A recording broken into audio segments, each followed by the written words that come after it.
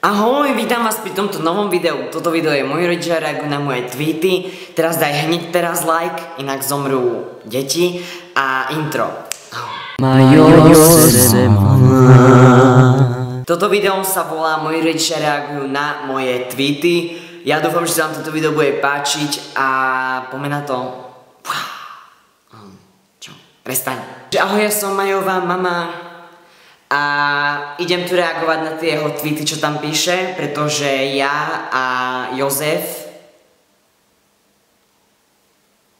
Kde máš otca?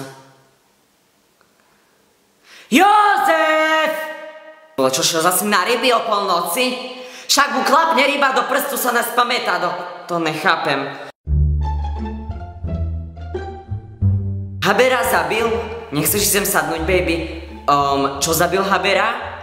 Habera niekoho zabil? Fú, by som sa aj spýtala Jozefa, bo není tu. No mne sa nezdá, že by Habera niekoho zabil. To je ten zo Superstar, ten porodca, čo fú hovorí, že Nety, si dobrý, Nety, nevyzeráš svetový. Moja mama sa začne rozčuľovať na mňa za to, že ona nevie nájsť kľúče od auta. Ja sa nerozčuľujem, ja som kľudná náhodou. Si zbali všetky švestky a budeš chodiť pešo, alebo sa na krave voz, mne to je jedno, ale ja kľúče od auta mám vždycky po ruke. A keď kričím, ja nezvyknem kričať, chápete to? Ten pocit, keď sa ráno zobudíš a myslíš si, že je sobota a pritom ti doklapne, že je nedeľa. Si sprostý, či čo?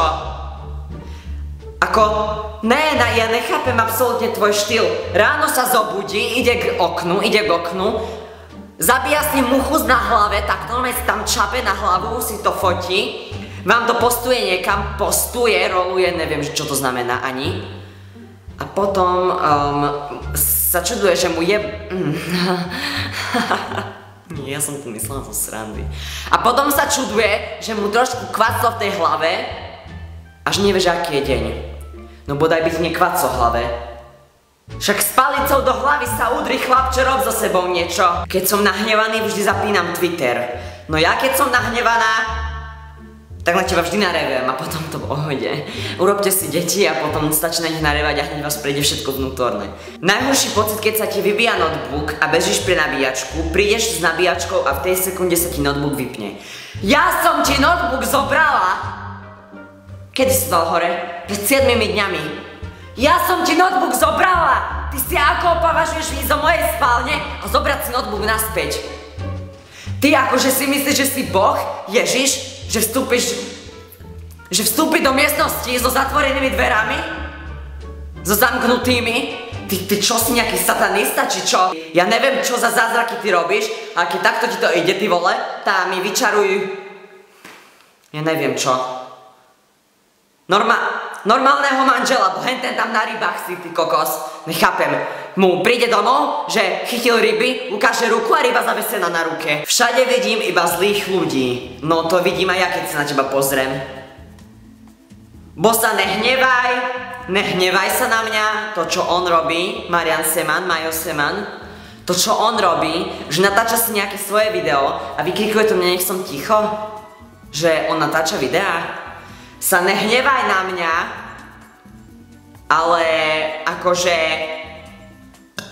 ja som ticho ako prd tvojho kocúra, ktorý nepočuješ, len cítiš. To znamená to, že mňa není počuť, ale cítiš, keď sa blížim. To preto ty si taký.